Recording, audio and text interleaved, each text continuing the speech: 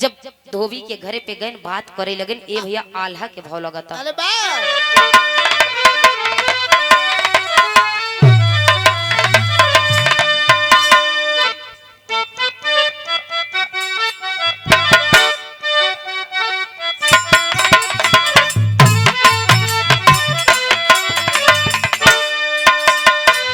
भइले मजबूर राजा सोचे अपने मनमय बाबू,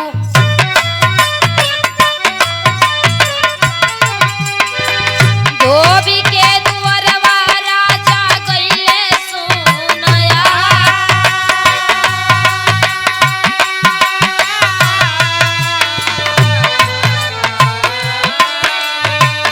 राजा जी के बतिया सुन के रोवेले धोबिनिया पंचो,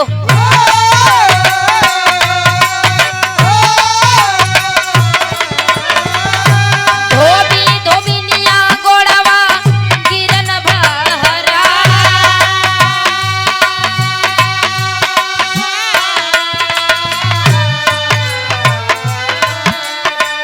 साई तो विचार कई के दिनवा धराई हो दिहले।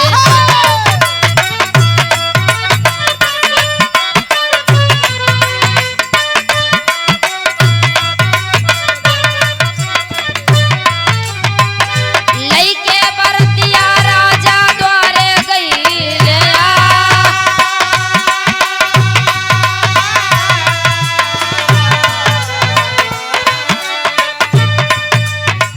राजा जा करके धोबी के घर पे गए और कहने लगे कि मेरा बेटा तुम्हारे बिटिया को पसंद किया है और तुम्हारे बिटिया से ही शादी करेगा। अरे बा बाप रे बाप। राजा रानी जाके जब ये बात कहने लगे, धोबी जाई के राजा साहब के घोड़े पे गिरकर रोने लगे, कहने लगे कि नहीं राजा साहब, ऐसा नहीं हो सकता। आप एक राजा और हम एक गरीब धोबी, कैसे शादी होगी? लेकिन राजा साहब कहने लगे कि हमारे बेटा अगर तोहरी बिटिया के पसंद कराता तो हमारे बेटवा के शादी तोहरे बिटिया के संग हुई। बाप रे बाप। धीरे धीरे समय बीतत बा। राजा साहब जी घोड़े पर सवार होकर बारात के साथ अपने बेटे को उस धोबी के द्वार पर आ जाते हैं। जब बारात लेके आए, धीरे धीरे समय बीतत बा, शादी ब्याह होत बा। जब शादी ब्याह हो गया, खड़ी के भाव लगाता।